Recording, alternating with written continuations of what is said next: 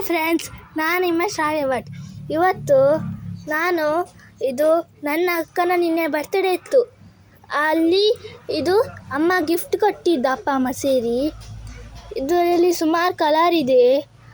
ಅದಕ್ಕೆ 600 ರೂಪಾಯಲ್ಲಿ ಬುಕ್ ಸ್ಟಾಲಲ್ಲಿ ಸಿಗ್ತದೆ. ಇದೆಲ್ಲ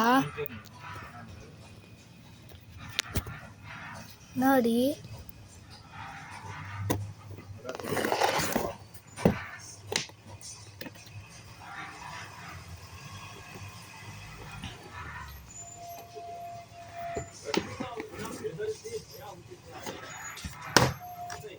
ಹೀಗಿದೆ ಒಳಗೆ